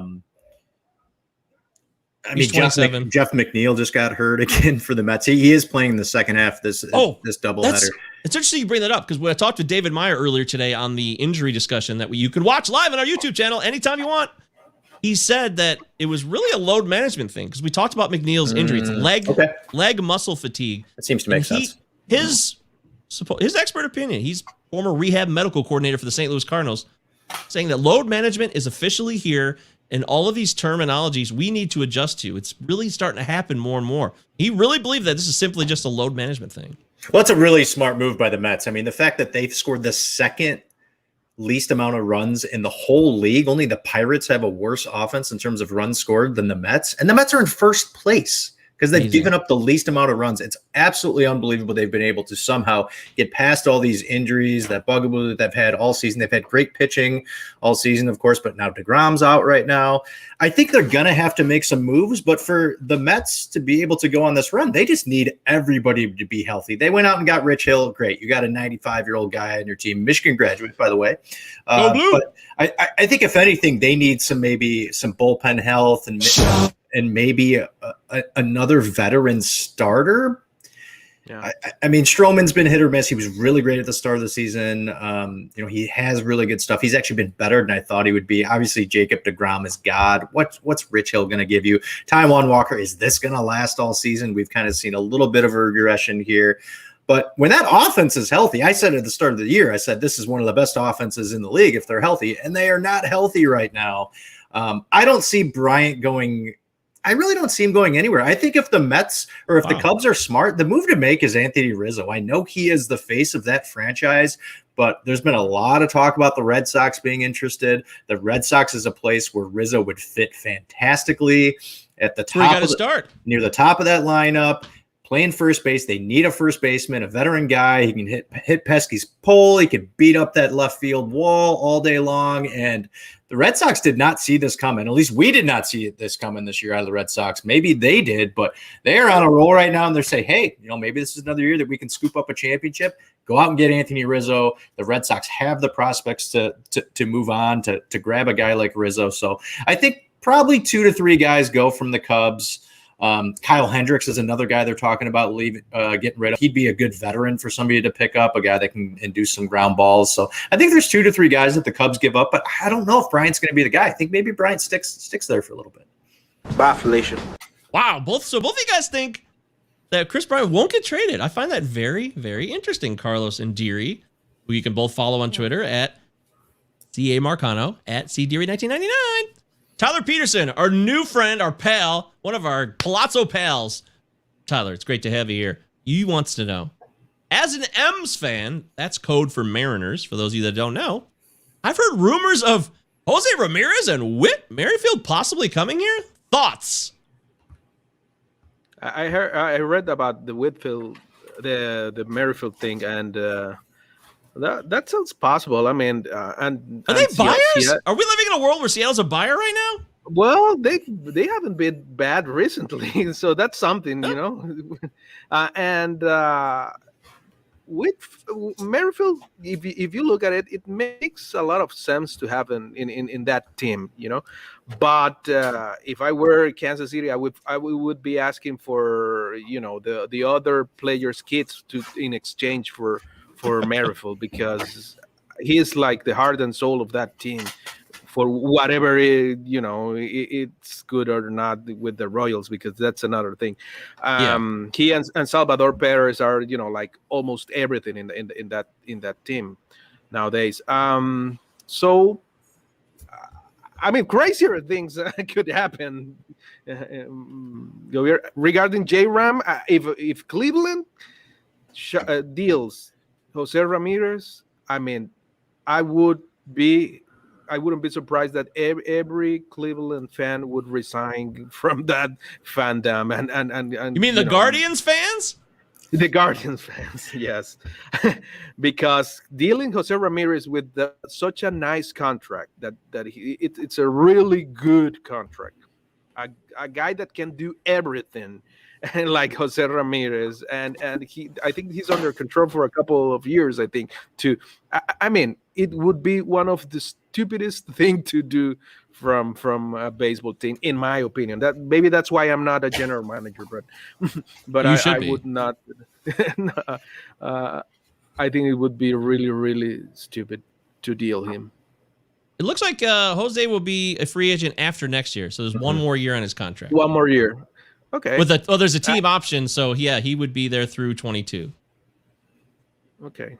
I mean, I wouldn't deal Jose Ramirez if I were Cleveland. No, you made that very clear. That was a passionate argument, by the way. Kudos to you, my friend. Kudos. If I'm the Mariners, I'm waiting a year to make any type of deadline deal. You have a lot of really nice talent. I mean, are you going to have to give up a Logan Gilbert, a Jared Kelenic, a Julio Rodriguez coming back the other way? I mean, you got a nice thing going right now. Yeah. I mean, wouldn't you trade Rodriguez of any of those guys, though, Deary, right? Yeah, of course. He's only 20. We might see him at the end of next year. Most likely it's 2022. He's a nice player, but obviously we've seen it with Kelenic. This guy, you know, is a top prospect, but Kelenic hasn't really done anything yet for them. But, you know, you have a guy like Ty France there. Mitch Haniger's only 30 years old. JP Crawford's only 26 years old. You got some nice pitching prospects. You've had a really, really nice season. Definitely overachieved. I think they're 8 or 9 games above 500, but they also have a negative run differential by I believe maybe 30. Like, you're not in this race with the A's and the Astros. You're not on the level. They're 1.5 games back of the wild card, dearie. 1.5. You're not on the level of the Rays. Like, I mean, I'd be interested to look at their schedule down the stretch. I mean, but if you're playing the Astros a ton, I mean, sure, if they're playing the Rangers every week, hell yeah, Tigers just swept the Rangers 4 games in a row. Like, go for it. But I mean, but the move to make would be a Jose Ramirez, because you'd have him under control for next year. It's just I don't know what they would have to give up. Would they be able to fleece the Indians and not be able to give up some of those top prospects that they have? I don't know. Guess who Seattle has this weekend, dearie? The Rangers. Yeah, yes. 3 games at the Rangers. Look, I said it. We were talking so much about the Rangers of the Mariners at the start of the season. I'm like, I like the Mariners. I think they're about a year away from being, you know, above 500 team, and they have just continued to impress all season. Kudos to them. But they're in a tough race. All those teams that are ahead of them are a lot better than them. Next year and the year after, they're building something nice there. Let's put it that way. They're building something really nice. That one is long Bingo! Wow, Ernie. Yeah, I hear you. They got the Rangers this weekend. They got 2 more 3-game series against the Rangers in August. So that's 6 games against the Rangers, 9 in total from now. But next week, they go on the road. 3 against Tampa, 3 and 4 at the Yankees. That's a big week right there. I think we'll learn a lot about them in that 7-game stretch next week. I really do. I mean, they're 32 and 21 at home. They're playing really great ball at home. Yeah. On the road, you mean, right? No, they're 32. They're 32 and 21 at home. On the road, they're a little bit below 500 on the road. Oh wow, that is so crazy because 6 weeks ago, Seattle had a losing record at home, but they had a winning record quite clearly. They were 6 games over 500 on the road. How about this? They're 36 and 31 against teams above 500. Wow, that's impressive. Interesting, yeah. You really think, Carlos, that it's a fun team? They're one of the more exciting and fun and upcoming teams. It reminds me of like the Astros when they were building up in 2014 into 2015. There's a lot of solid foundation there with a couple veterans mixed in, like Haniger and Marco Gonzalez, et cetera. But Carlos, do you really think the Mariners are going to make the playoffs? I hope no, because the wild card game. They would be maybe against Oakland, and I want Oakland in the playoffs. So I hope they don't. You probably would, because you probably think they'd be easy to beat then, right? I don't know, man. That short series, that's tough though. If they can play Logan Gilbert in a one-off in a wild card game, that's interesting. I will say that. As much as I love Cole Irvin and James Caprillion, I don't want to play the odds. I don't want it to be that way. Carlos, you've lived this life. You gotta win that division. Yes, you've lived this life so many times. The A's have a great regular season, and then they're like the Twins in the playoffs. They never, ever get it done because they don't have the horse pitcher. Sonny Gray couldn't get it done against the Tigers in the ALDS, remember? I mean, yeah. A lot of heartbreak. I know that I have such a love-hate relationship with Billy Bean, man. Sometimes I love him, sometimes I want, just like kill him because I'm just like, when is this going to end, man? When are we going to have, like big name like this? I would love if they could get back Scherzer, but that's not going to happen. It's a cheap team, and so we have to work with what we have. So. I would love if Max Scherzer was in an Oakland A's uniform. That would be sweet. I would love to see that. I can't picture it. I know. That's why it's so crazy and awesome. Yeah. Because it would never happen. Yeah. But, can you imagine? No. I would love to see it. I would love to see it. Tyler says, I think Jerry DePoto, that is, Seattle GM, just wants to instill confidence in his guys, build a winning culture. Okay. Yeah, they're playing with house money. I think they're ahead of schedule this year. Yeah. The classic, wow, we're a little farther ahead than we thought we'd be. This is fun, so let's enjoy the ride. They're all smiling. Everybody's having a good time. Nobody's mad over in Seattle. Every road trip is fun. And this road trip next week against Tampa and the Yankees. Tyler, you're going to be in for a 7-day fiesta of intensity, man. It's going to be a lot of fun watching those road games. See what Seattle can do with it. But this is not the Seattle Mariners podcast. It's the Hey, it's Rico Palazzo Fantasy Baseball Podcast, presented by RotoFanatic.com. Go over to RotoFanatic and read closing remarks by Mike Carter. He's awesome. He'll help you with your bullpens. We're with Carlos Marcano. He's our special guest, our super special guest. And, of course, my co-host extraordinaire, Christopher Deary. Follow him at CDeary1999. I'm at MJ Govier, and Carlos is at CA Marcano. CA Marcano. And Tyler says, fuck yeah, he's fired up. Woohoo, yeah, woohoo. And you want me to change? Fuck you! Yeah, well, some things never change, Tyler. That's the problem. Okay, let's move. Anybody else? There's so much. There's just a list of guys. Like we'd go on forever doing this. Yeah, but I feel like, I guess you could do that. And maybe look, man, we can dive into it. We can take some other stuff off the list. There's some guys out there. Yeah. Well, there's Scherzer. There's a lot of interest around him, but I think he is going to end up still in Washington because he has that no trade options and things like that, and he's serious money. But I would love to see him competing the way he's pitching with a serious competitor this year. That would be amazing. You have to love. He's not hurt at all, by the way. That is classic bullshit. He does not have a triceps injury. That is trade deadline. Mm-hmm. Yeah, shut him down. It's load management. Conniving. Load management, right? So you can get rid of him if you can find the deal. We all agree on that, right, Carlos? No, for sure, for sure. Yes. But it would be amazing to see Matt Magazine with a firm competitor this year. He's been pitching amazing. A lot of people, me included, I wasn't expecting this season by Max because let's face it, he's not getting younger. You don't, but I mean, this is he's a year unique of the Hall of pitcher. Famer. Yeah, for sure. I expected a rock solid. I went on a couple podcasts. I remember I talked with Eric Cross about it on the Draft Champions podcast with Zach Waxman. I believe that was the show we were on together. We talked about Max Scherzer. We both loved him. We thought he'd have he had one more great year in him. Now, he hasn't been great, but he's been pretty damn good. So it's not like it's been a disaster. I would take a 2.83 ERA and a 12.17 K per 9 any day. Thank you. Thank you. Exactly. Hell yeah. That's how it's done. That's why he's not the best in the business for nothing, folks. If Max Scherzer goes, though, does anyone benefit from the Nats? Is there an opportunity for a pitcher there that we're missing? I mean, Joe Ross already been part of the rotation. I can't think of another Nationals pitcher that we're waiting on. It's not like they have that anyone cares about or that is rosterable. Yeah, right. Espino, we've seen a little bit of him. Yeah, that's true. That will be more of a situation where the team where he arrives someone will lose a lot of. Oh, that's interesting. Yeah. I forgot about that case. Relief. That stupid ass golfed out grand slam. Everyone loved it, but I didn't like it because it was bullshit. Max Scherzer got screwed by that relief pitcher who came up that day and hit a grand slam for the San Diego Padres. And Brock says if you take away that grand slam, he actually has a 2.13 ERA. That's a great call. Great job, Brock. Yep. Scherzer is pretty. Scherzer's pretty good still. Good call. Oh, yeah. Larry's lattes, baby. Long ball Larry. Yeah, no doubt about it. Oh, I got to get that one. We have no Curb Your Enthusiasm drops? That makes no sense on this show. That has to change immediately. Agreed. You like Curb, Carlos? You watch Curb? Oh, yeah. It's really cool. I like him. What's your favorite TV show?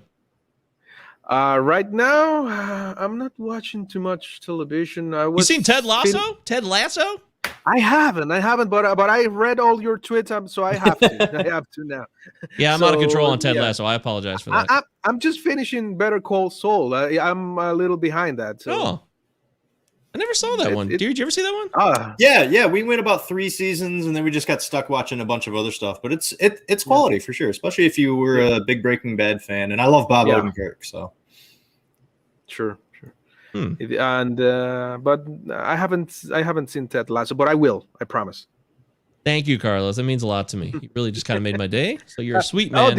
Did Ryan watch it because he was against it? Ryan Benanzi. He was saying. I saw. Ryan, are you here? Yeah. Let us know, Ryan. I don't think he started watching it yet, but he was very much pushed in that direction. There's no doubt about it. Without seeing an episode. Yeah, right. Tyler says that Curb episode that got that guy out of prison. You know about that? I don't. Yes. I think it's the one that. No. I think that was Seinfeld or something that they did. No, that was Curb. Your Enthusiasm. They did some filming on the Yankee Stadium, I think. Yes, and then Dodger Stadium. I don't remember. Dodgers.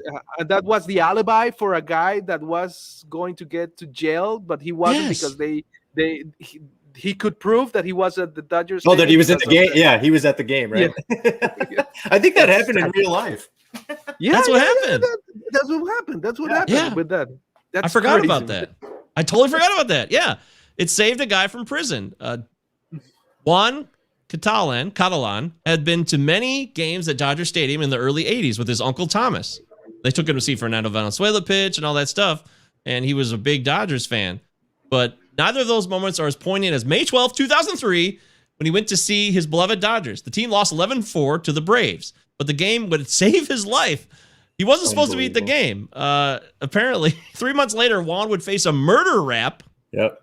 And the slaying in question had taken place on May 12th, the same night he was at the Dodger game, 20 miles from the crime. And thanks to Curb Your Enthusiasm, they had the footage to prove he was there. Holy shit. That is incredible.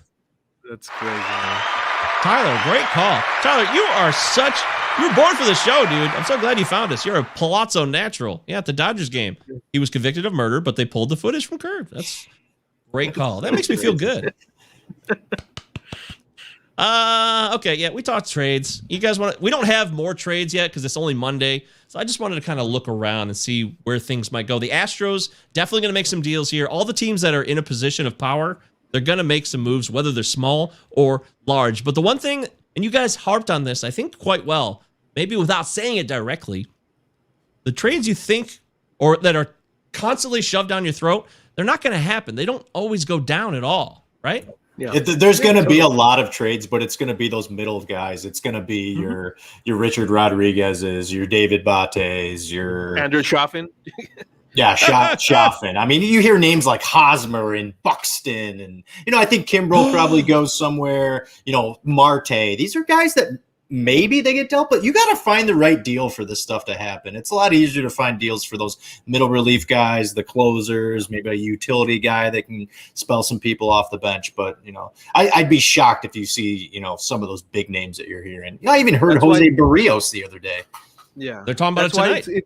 It's more probably that Craig Kimbrel gets deal than Chris Bryant because relievers and pitchers are always easier to move on than all the other big names.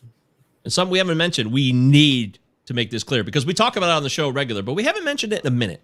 CBA nightmare that is coming, the impending doom, and how that will impact trades, right? That's going to be a huge deal because the CBA is going to change.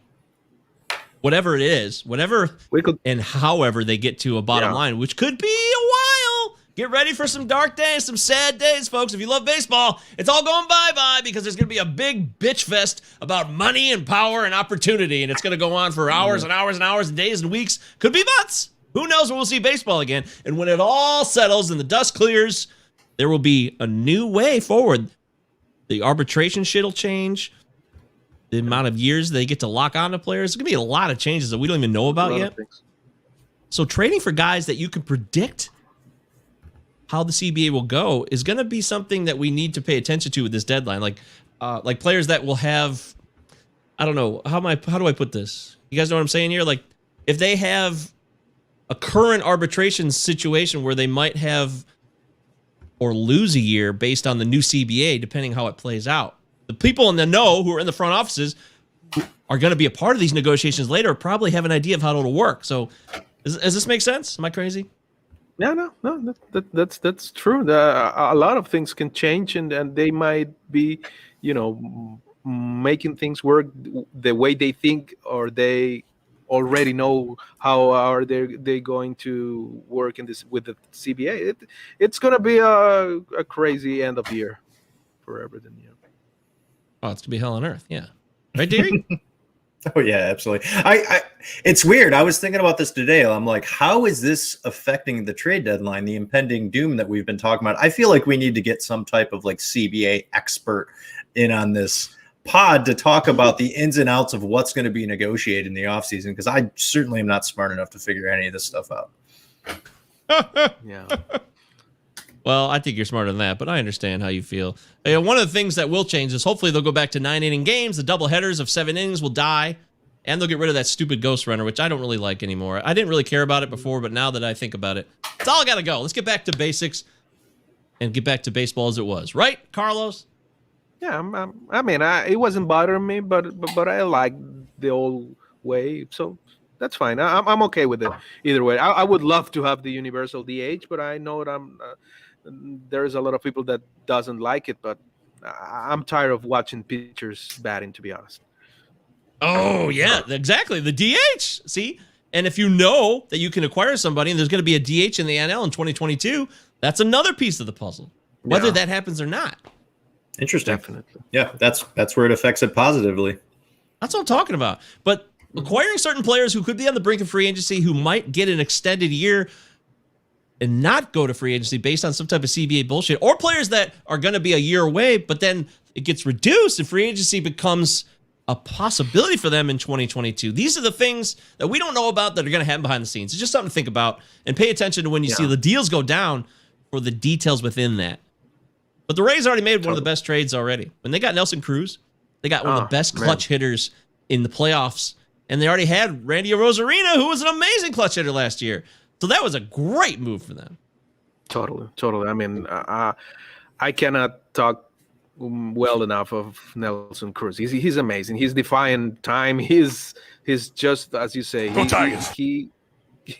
he's a clutch batter, and the best of all is that he can give you, the enough influence in a clubhouse to make it move forward. It is a big presence in that clubhouse. So you have the best of everything with Cruz. No doubt about it, my friend. And he's not that expensive either. It's not like it's like $8 million or something like that. I think they only paid $5 million. That was what was left on the salary. It was a $13 million 1-year deal he signed, but I think Tampa only had to pay $5 million. So that's just a big, great move for the Rays, to be honest. Yeah, 10 years ago this fall, Deary, Nelson Cruz destroyed us on the Rangers against the Tigers in the ALCS. Sad day. Oh my God. Grand slam, extra innings, murder. God, they beat us like 16-5. All right, stop. Let's go. Let's just talk about the Rays. Can we talk about Eric Neander? Go Tigers. Okay, we'll stop talking about that. It's a Enrico Palazzo Fantasy Baseball Podcast. I'm Michael Govier at MJ Govier at CDeary1999, and Carlos Marcano is our special guest at CA Marcano. We love Carlos. He's the best. He's a great writer. He predicted the total Matt Olson empire that is burgeoning right now. So this guy knows his shit. But, sometimes we like to have fun. We talk serious and we get real, and that's what we do on this show. But sometimes we like to have a little fun, and there's nothing wrong with having fun, because if you're not having fun, to me, it's not worth doing a show. Like, it's just not the same. If we're just droll, we're just blabbing on about stats constantly that you could look up, frankly. I mean, nobody's really blowing your mind unless they're spending hours and hours and hours and hours, and they're coming up with new stats like Pitcher List did with CSW a couple years ago, like stuff like that. It takes a lot of work and time and energy, and you're not necessarily going to make that happen on one single podcast. You know what I mean? I feel that it's about entertainment and connection and kind of learning about each other beyond baseball, Carlos. And that's why we love having you on. I don't want to speak for Deary, but I feel that way. Thank you, man. I appreciate it, man. All right. Well, in the spirit of that, it is time to play one of the most fun games. It's simple and easy, but you can learn something. It's time for Name That Runner-Up Fab Bid.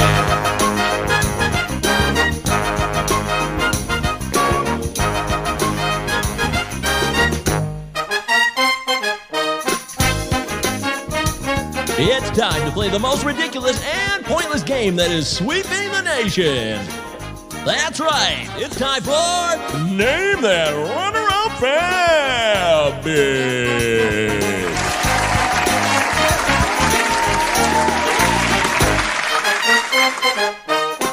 All right.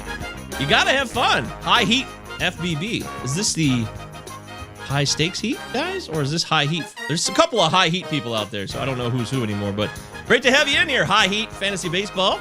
And Tyler Peterson's Boomstick, baby. Yeah, is that what they called Nelson Cruz? That's his nickname, right? They called him the Boomstick? Yeah. Even though that's from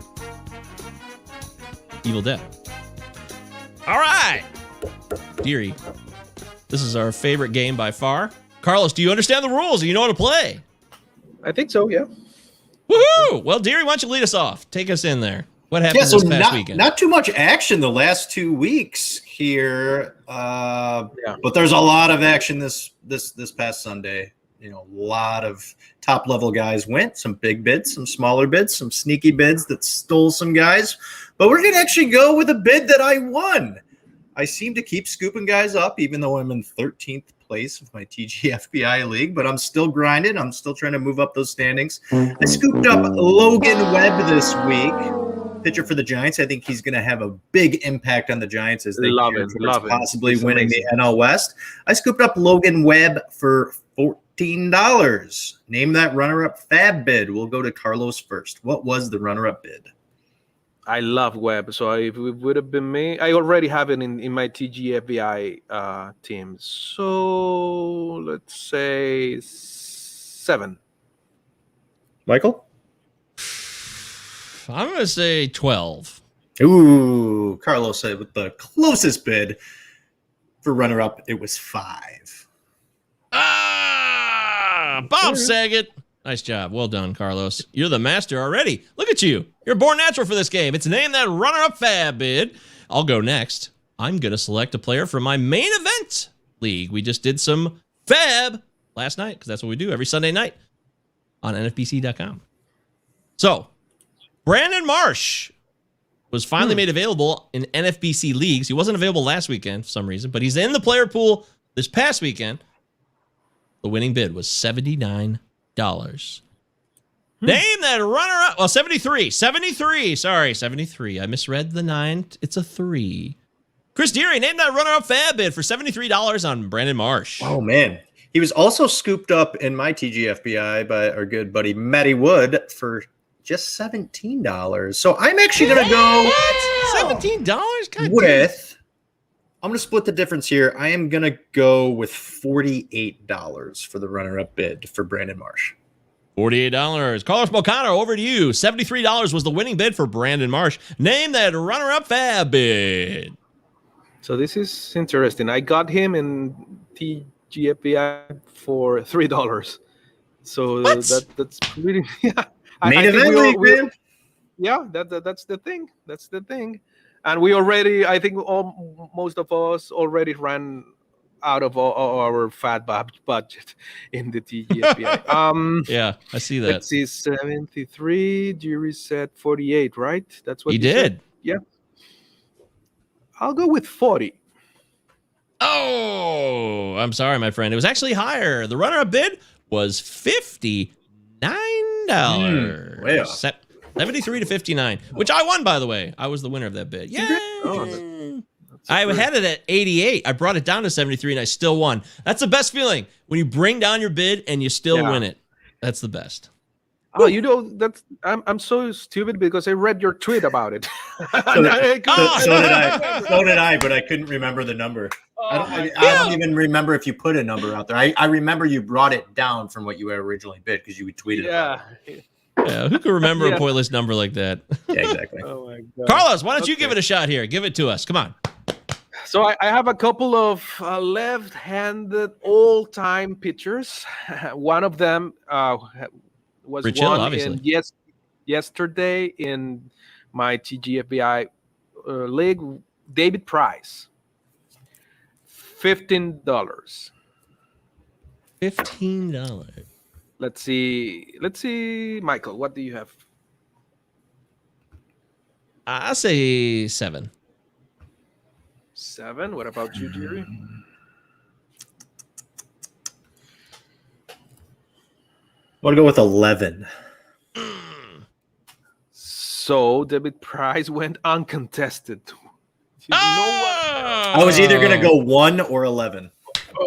That's... I guess the Bauer news didn't reach. No one got the memo. Give us the other lefty you had. You say you had a second one? Yeah. This one is Matt Baum. And the winning bid was $25. Wow. Let's see, Deary. What do you have? 3. 3? Michael? Wow. I would say 16. 16. Well, Mr. Madison Bumgarner went for $6. So Deary wins. Wow. Nice job, Deary. I'm going to get one of these days. That was really well done. Well done, sir. All right, that's our latest edition of Name That Runner-Up Fab Bid. We hope you enjoyed that. That's what we do here. We aim to please on Hey, It's a Rico Flop and Fantasy Baseball podcast presented by RotoFanatic.com. We're going to close it out with one final segment, and then we're going to move on with our lives. We say thank you so much for being a part of the show, having good times with us, talking baseball, interacting with the Curb Your Enthusiasm episode, which I had totally forgotten about. Genius call by Tyler, one of our new friends, one of our Palazzo pals, which you guys can always do every show. You can be a part of the live stream. Talk with us. Make comments. Ask questions. Make fun of us if you want to. It's cool. We need to be taken down a peg or two. Trust me, always. All right. This final segment, and I'm really excited about it. It's called Victory Laps Gone Wrong. Victory! Take that weak-ass shit to the curb, son.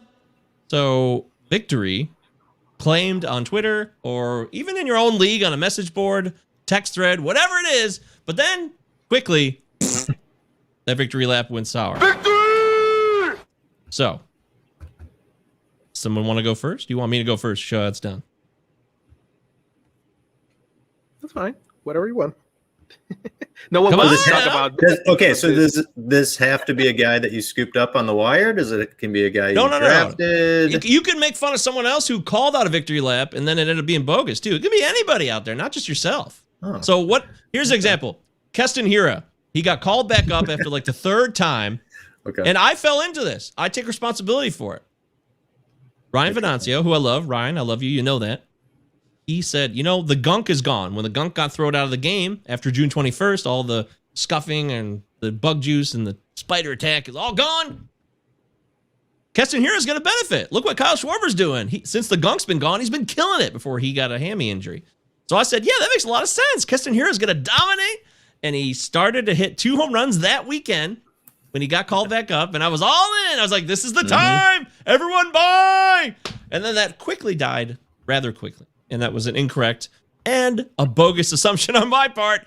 Victory lap gone wrong. Victory! So I blew it. That's an example. Interesting. Thinking someone was going to make a change. Yeah. And they actually show it for a second, but then it was a false start. So can I go? Please, yes. Good, because I have nothing right now. So this is all me. I went really, really high on drafting a combo of wherever I could, but almost everywhere it ended up being like that, of Byron Buxton and Mike Trout. And I got him everywhere. I got them everywhere. And I said, I'm settled. When they started, killing the league the first month, I said, there's no way I can lose the leagues I have them. There is no way. It's impossible. These guys are doing everything. Average, homers, stolen bases, RBIs. I mean, in a standard 5x5 league, they were, and I already had good pitching because this year I've had excellent pitching. It's been the hitting part that left the building for me. So I started, just messing around with all the guys in my leagues and just telling them there is no way you can catch my. I'm sometimes I was even, mocking around. Yeah, just light banter with. Of course, with ribbing the other people. Whoopsie daisy. My God! Then they started falling like flies. Then Trout got out. Buxton getting all those. I don't know what else can Byron Buxton get hurt. I don't know. He's found Boxer's ways hand. of getting hurt. Yes, but he's found ways of getting hurt that no one knew about them. It's so sad because the guy's so good, but he just can't stay healthy. I will not trust him anymore ever again. To be honest, that's a lot. But it was, yeah. But it is what it is. I don't know if you remember. Now that Tyler is a Mariners fan, Franklin Gutierrez, the Venezuelan, he's an amazing baseball player, but he just got hurt in every imaginable way. He could never get up to his potential. So this is what's happening with Buxton. And pairing him with Trout this year, it was, 1 month wonder, and then it was. I've been suffering everywhere. So, I mean, he had 10 home runs. He had 10 home runs and 100 plate appearances, basically. I mean, it was crazy. It was the Buxton everyone waited for, and then that was the end of that. Sorry. I'm really sorry because you're a likable guy, and we do care about you, but... Take that weak ass shit to the curb, son. Yeah, it didn't happen. So, Deary, you think you got one then? Yeah, so I'm going to talk about a trade that I executed in the offseason in one of my home league keeper leagues. Our good buddy Dave Petrucci. Now, I will preface this with Dave is actually in the playoffs right now. And I am not. Both of us thought this was a pretty fair deal, but a lot of people felt like he got the better end of the deal. A lot of people were shitting on me for trying to make this deal and actually executing this deal. So the deal was I traded Jorge Soler and Blake Snell. In return, I got Liam Hendricks and Jesus Luzardo. So everybody was saying, what are you doing? You're giving up Soler. Guy has possibility to hit 50 home runs. Snell looked really good in the playoffs. I was not a Blake Snell fan whatsoever coming into the season. I've talked about it many times. We seem to talk about this guy every week. And Soler and Snell have not produced whatsoever. Now, credit to Dave. Dave has made a lot of other moves, made a lot of other trades to put himself in contention. But yeah, a lot of people thought that Soler would continue this rise of this power that he had over the last couple of years. And no, 190 average, 11 home runs. Blake Snell, 5.71 not ERA, but walks per 9. ERA has just been torched all season long. Now, his last start, Blake Snell was really, really solid. So kudos to Dave that you still have Snell on your team and he's doing well right now. In return, a lot of people didn't like what I was getting. Now, Jesus Luzardo, I like. Now, this is a dynasty, so he could be someone I'm keeping moving forward. And Liam also Hendricks, a K9 league. Yes, it is also a K per 9 league. So Liam Hendricks was the big piece of this, 24 saves, 14.54 K per 9, but Dave may have been doing a victory lap right when you made this deal, but Soler has not produced whatsoever. He's probably not going to be kept. Snell, I think you're probably going to try to trade Snell in the offseason. Hopefully he can have a nice, down the stretch comeback here and give you some value to trade him. I'm keeping Hendricks. I got a great reliever here, a guy who's, could be, the Rolaids reliever of the year, a great K per 9, but it's fun. Luzardo's terrible though. Yeah, he is. I mean, obviously he was sent back down, but I'm still pretty happy that I got a solid reliever, especially a guy where you have saves, you have holds in this league, you have K per 9, and he's been an absolute beast, a whip of 0.74. But it's really interesting to look back on these trades when they're made in the offseason. It always seems like people are commenting on, oh, you fleeced that guy, you totally ripped him off. You can't make those assumptions until you get into the season, especially after the 2020 that we saw, where obviously it was a shortened season. So, a guy like Luzardo, we didn't know how many innings we were going to get from him. Obviously had trouble hitting the plate early on. Hendricks was great last season, moves on over to the White Sox. That's a stud team. Soler, 2 years removed from hitting 48 home runs, absolute in the shitter now. And Snell, I mean, if you read up enough on Snell, you were either way in on him or way out. Mike, I know you were back and forth with him all preseason. I was out from the beginning, yet I did actually draft him in another league, and I still have him on my roster. But it's fun to go back and look at some of those victory laps that we thought we had when we first initially made trades. Victory! Take that weak-ass shit to the curb, son. By the way, Soler had a double dong yesterday. I want to throw that out there. He's heating up over the last 7 days. So just in case someone's listening to the podcast and be like, hey, dude, Soler's hit 4 home runs over the last week. Okay, that's true. But he's been horrendous for this season. He's still been horrendous. Yeah. But he is heating up. I'll give him that. Yeah, but you cannot homer what you can't hit, man. So, I mean, I love that. He's a long way still. Oh, yes. No doubt about it. Me and Eric Cross do the tag team. I've talked about this many times. We're co-managers of that team. We dropped Soler a couple weeks ago, and that was against my wishes. I said forever and ever, like, oh, he's going to heat up. I couldn't let it go. And we finally drop him. He actually starts heating up a tad, but he's still so bad. So bad. So Eric was right. I was wrong. I take full responsibility for that. I do. Some people could say a victory lap gone wrong was your mind Mercedes for certain people. Yeah, I'm just saying. Yeah, well, I mean, think about it this way. That's a free scoop up. You had him for a little bit. I mean, there were some big fab bids on him for sure. It depends what someone said. Yeah. It depends what someone said. Yeah. I mean, we saw a couple $100 of fab, and we're talking week 3 of the season. Yeah. So, yeah. I didn't think about that in that context of how much you may have bid on him. So, yeah.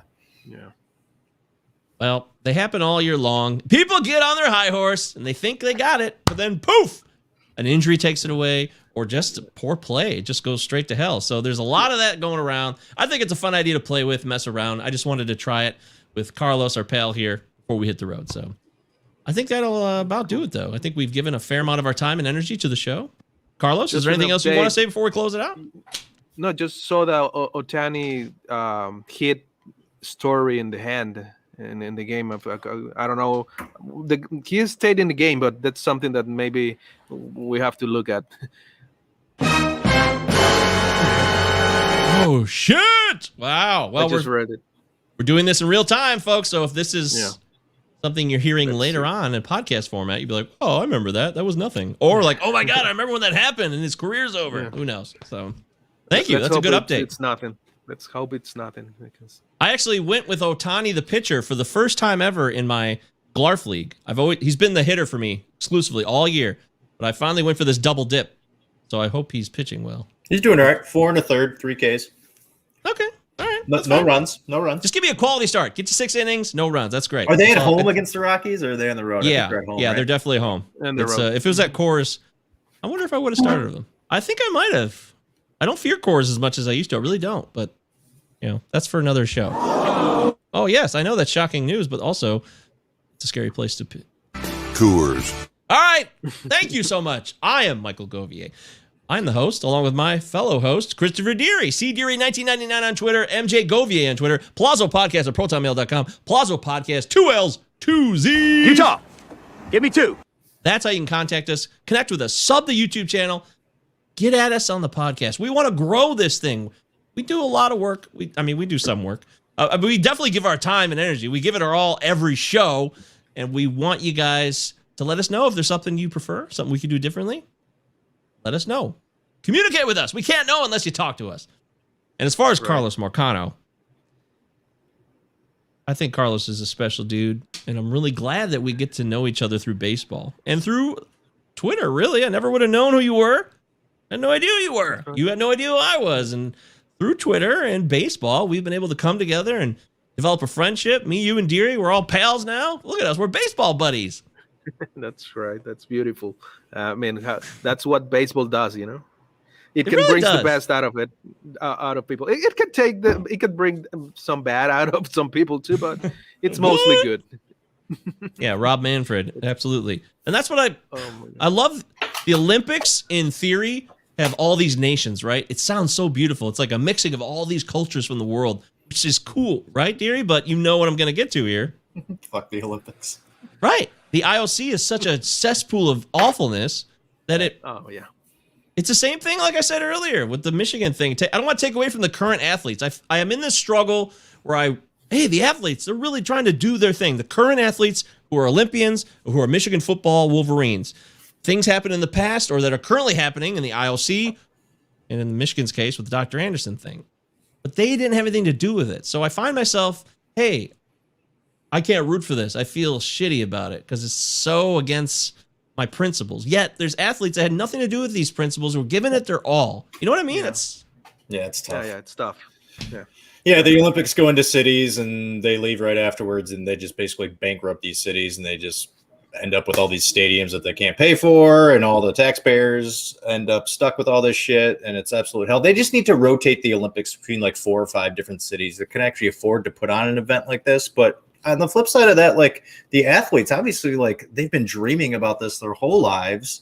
Right, and, baseball's back in the Olympics. We missed out on it for a little bit. So it's like, you root for those guys, you root for the athletes, the men and women that have strived their whole lives to do this on that, big global stage. But there's always that sneaky thing behind it, the IOC. What do you think, Carlos? It's like FIFA, like football. Exactly. Yeah, like World Cup. Yeah. Sepp Blatter, remember that scumbag? Oh my God. Oh, what a world. What a world. I don't want to ruin everything. I want to find the good, and I do. I try. I really do try to find the good in life. Or otherwise, I would not be able to live and function. But I'm not going to be a fool, and I'm not going to let people take advantage of me. That's just something I just think what's fair is fair. But you know what's fair is having Carlos on the show. We'll have him back again real soon. We'll talk more baseball. We'll kind of see how the season wrapped up. Did the Mariners actually make the playoffs? Did Oakland go to the World Series? All of these things are in play. Anything can happen, Carlos. What do you think? Hopefully they will.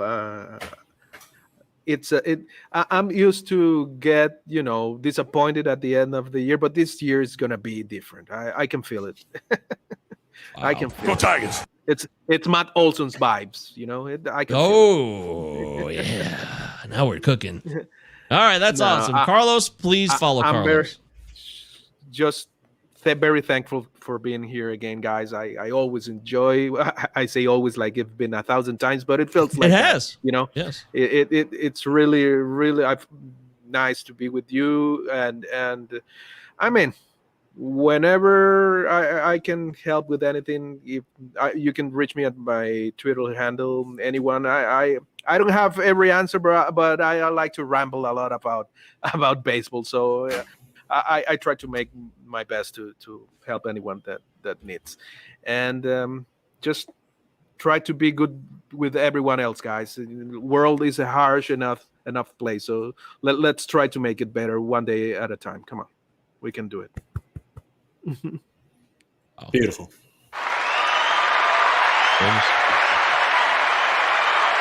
Make sure you follow this man at CA Marcano on Twitter. Carlos is great. Read his stuff, support him, connect with him. You know how you can reach us. Palazzo Podcast. We'll be back on Friday, hopefully, with the show, as long as everything goes according to plan, with Ray Murphy. That's the tentative schedule. I'm off to Georgia. Deary's going to go to bed. Carlos is going to get off the balcony. He's freezing his tuchus off right now. Totally kidding. There's no way it's cold right now in Costa Rica, is it? It's 15 Celsius degrees. It's nice. 15, like 60. 15 Celsius. That's like what? 15 C2 Fahrenheit. I don't know. That's 60, like around 60 Fahrenheit. Oh wow! Yes, It's colder there. woo! This day, because it's been raining a lot this day, so it got colder. I'm sorry to hear that. I'm sorry. Your life will get better. No, though. it's nice. Nice. I like it for a change. I want to see you get mad. I want to see you get like so angry that you turn like this. Ah! I know it happens. Mad as hell. We all get pissed. No, you don't want. We should. Yeah, you don't want. We'll bring next time we have Carlos on. We'll bring back Mad as Hell. yeah. Let's do We'll that. Let's debut get it him with drunk Carlos. too. We'll get him shit faced and we'll do him mad as hell. See if we can make that happen. Okay. Sounds good. I would love to see that. All right, I'm done. Thanks for listening, everybody. Thanks for watching. You guys are the Bye, best. guys. Tyler, Steve, all the newcomers. What a great night for newcomers on this Monday evening. We'll see you soon. Catch you on the flip side. Bye-bye.